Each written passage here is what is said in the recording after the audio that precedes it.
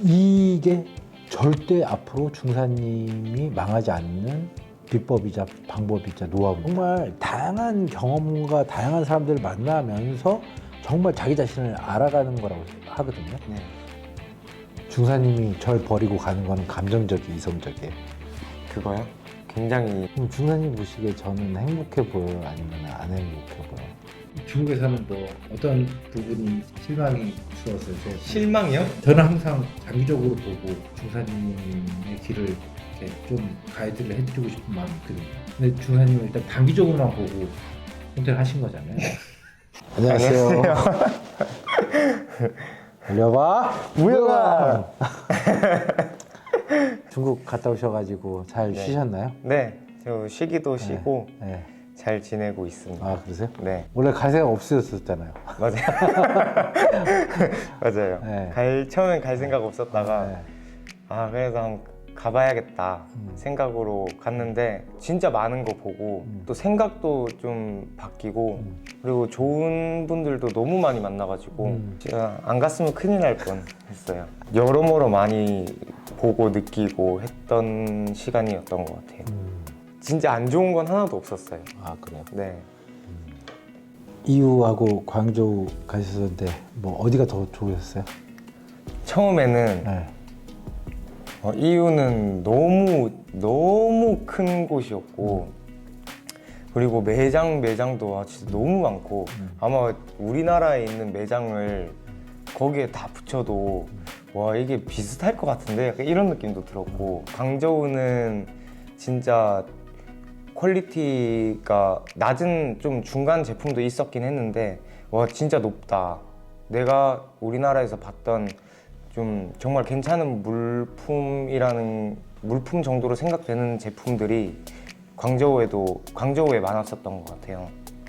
그래서 처음에는 광저우가 이게 이쪽에 있는 게 좀 저한테 보기에도 너무 재밌었고 그리고 여기 있는 것도 한번 팔아보고 싶다 이런 생각 많이 했었거든요. 근데 지금 돌아와서 다시 생각을 계속 해보면은 지금은 이유를 한 번 더 나중에 가더라도 이유를 가고 싶다 이 생각이 조금 더 커요. 일단 단가가 좀 저렴한 네, 거죠. 단가도 낮고 파는 곳이 굉장히 많으니까 선택할 수 있는 폭이 넓어지는 그런 생각이 들어서 네, 이유를 나중에 가면 한 번 더 가고 둘 중에 한 개 고르라면 그때 이제 제대 준비하면서 막 유튜브랑 이런 거 봤는데 국내 판매도 많이 보셨다고 하셨었거든요. 근데 국내 판매는 가망이 없다. 그리고 너무 지금 레드오션 아니냐. 그래서 나는 좀 다른 곳을 할 수 있는 무역 쪽을 하고 싶다. 이렇게 생각을 하셨었잖아요. 네 맞아요. 근데 이제 중국 가서 막 보고 듣고 느끼시면서 어떤 부분에 있어서 바뀌게 되신 걸까요?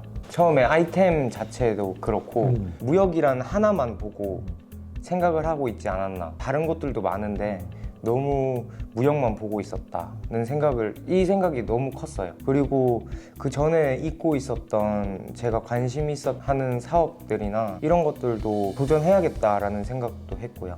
이제 전역을 하기 전에 또 준비를 많이 하고 저는 좀 약간 틈이 있는 거를 싫어했어요. 다른 분하고 뭐 같이 한다고 뭐 그러신 것 같은데 좋은 인연을 만나신 거죠? 네 맞죠. 좋은 인연은 만났긴 했죠. 저는 그래서 대표님한테 진짜 너무 감사한 마음이 꼭 무역을 가르쳐 준다 해서 말씀드리는 게 아니라 대표님과 이렇게 연이 맺어져서 넓은 세상을 보게 해주신 거는 스타트는 대표님이잖아요. 항상 시기가 있고 또 때가 있고 뭐 이런 게 있다고 하거든요. 그 상황에서 각각 자기가 맞는 현재 그 상황 그런 때에 가장 최선의 선택을 하는 게 전 좋다고 보거든요. 그때 광저우에서 얘기 나눌 때 선생님이 지금 가장 최선의 선택을 잘 하시는 것 같다. 현명하게 판단을 하는 것 같다 라고 생각이 들었습니다. 잘 하신 것 같고 더 빠르게 잘 성장하셨으면 좋겠어요. 잘 되실 거예요. 감사합니다. 네, 잘 되실 거고 앞으로 이제 뭐 1, 2년 사업하시려고 하는 게 아니라 오랫동안 사업을 하실 거잖아요. 네.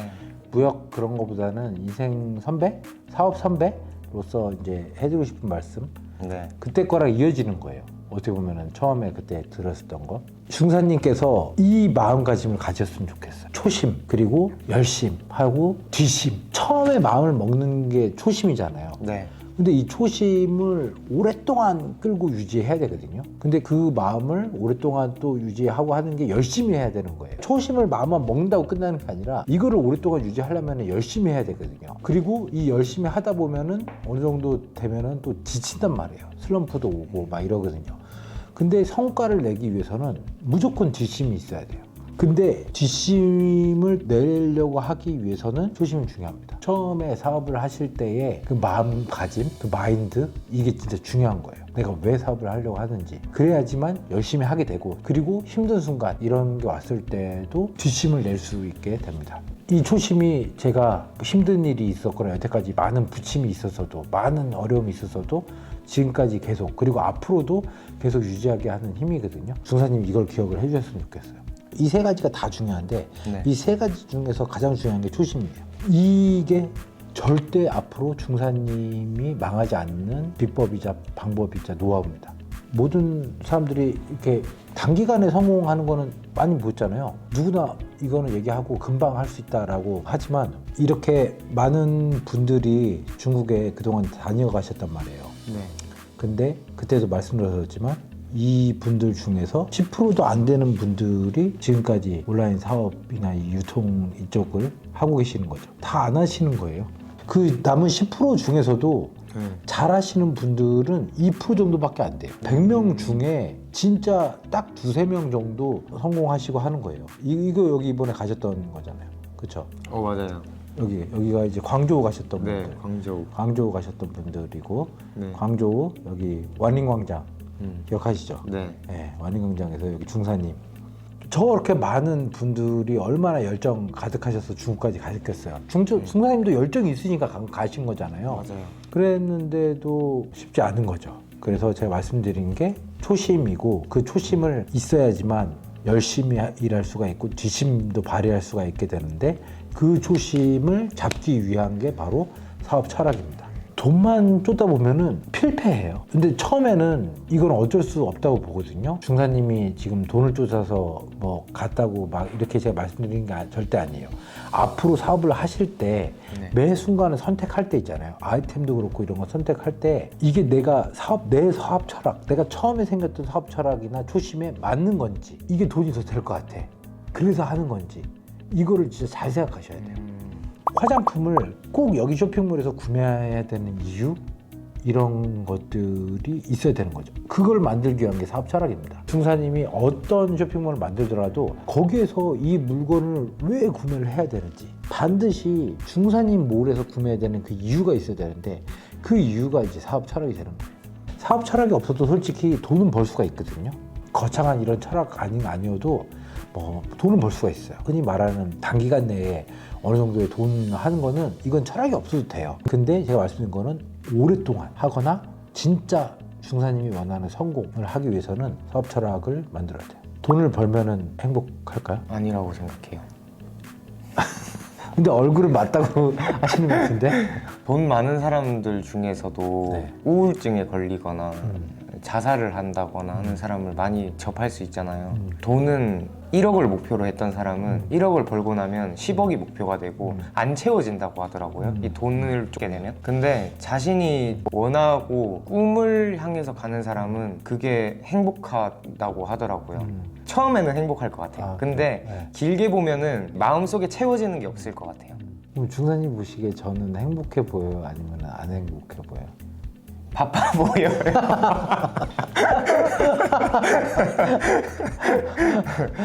되게 정신없이? 하는 거 많으시고. 네. 근데 네. 대표님 목표를 제가 들었잖아요. 네. 그 목표에 부합하는 행동들을 굉장히 많이 하는 것처럼 보여서 바쁘신 게 행복한 것 같아요. 저는 아직 행복하진 않고 재미있어요. 근데 스트레스를 되게 많이 받죠. 하지만 이런 과제나 문제를 해결하는 재미가 있거든요. 이분은 사업을 좀 오래 하신 분이거든요. 2019년부터 하셨어요. 5년 차시잖아요. 네. 2020년 5월 달에 매출이 조금씩 증가했는데 마진은 별로 없었어요. 왜냐하면은 위탁 상품을 하셨거든요.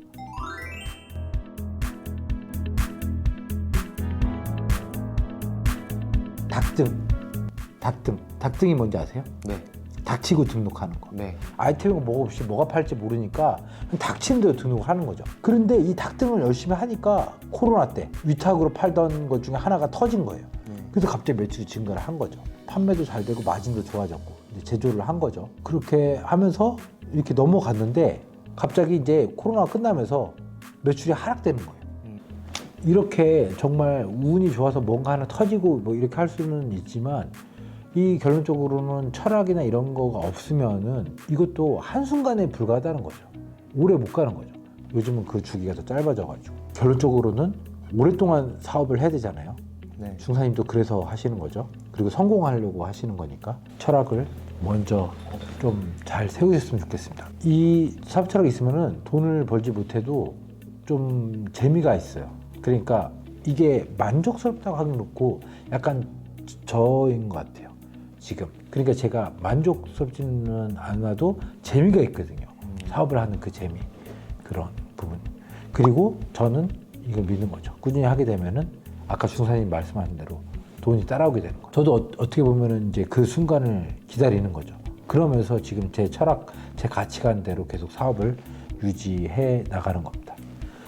중사님이 이 세상에 어떤 영향을 줄 것인지 중사님 그랬잖아요. 시장조사단 가서 겪어봤었을 때 중사님이 진짜 중사님이 하고 싶은 일을 제가 하고 맞아요. 있다고 그랬었잖아요. 네. 긍정적인 영향, 선한 영향력을 미치고 많은 사람들을 만나고 목표를 향해서 가고 있는 그런 거잖아요. 근데 딴 데 가신 거잖아요. 아니, 그리고 그것도 있어요. 뭐야? 네. 그 상황에서 네. 저를 찾고 싶은 것도 있었어요. 낯선 곳에 가면은 제가 잘 보이잖아요. 맞아요. 네, 그래서 그것 때문에 간 것도 있어요. 확실하게 나를 알고 있나? 저는 이것도 되게 좋게 생각하는 게 정말 다양한 경험과 다양한 사람들을 만나면서 정말 자기 자신을 알아가는 거라고 하거든요. 네. 제 거 유튜브 옛날 보여주면 옛날 제가 사카 쓰고 나왔었을 때 제자를 받아들였을 때 그때 받아들이면서 제가 하는 말이 내가 너를 가르치 네. 아시죠? 네, 알아요. 따라하려고 하지 마라. 네. 그렇죠. 내가 너를 가르쳐 주는 것이 아니라 너 자신을 찾아가는 여정이 될 것이다 네. 라고 말했거든요. 네. 그래서 저는 중사님을 찾아가는 이 여정이라고 생각을 해요. 여기도 보세요. 2마리 토끼를 잡는다고 늘 생각하고 버티고 있습니다. 이 2마리 토끼가 뭐냐면은 하나는 수익이에요. 또 하나는 사업 철학인 거예요. 근데 이게 이제 어긋나는 거죠. 그러니까 갈등을 하고 있는 거예요.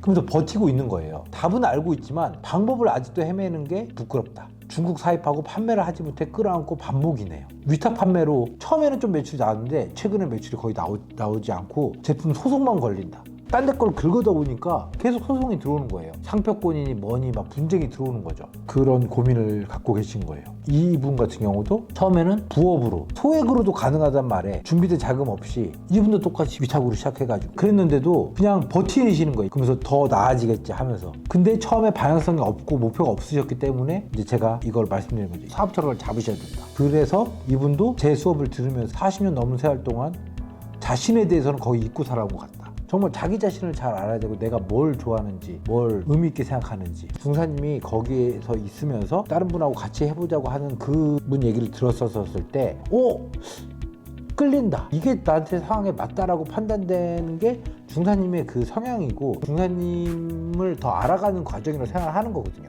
절대 그게 잘못됐다고 생각하지 않아요. 네. 지금 제가 중간중간에 농담으로 계속 배신이다 뭐 소신 버렸다 이렇게 얘기하지만 네. 이 과정도 저는 중사님이 스스로를 찾아가는 과정이라고 생각합니다. 문제 해결력에 초점이 맞춰져야 되거든요. 근데 이 문제를 해결할 때 내가 어떤 결정을 내릴 때 있잖아요. 그때 중사님이 이제 사업자를 내고 하시게 되면은 매 순간이 선택이란 말이에요. 위탁 판매를 할까?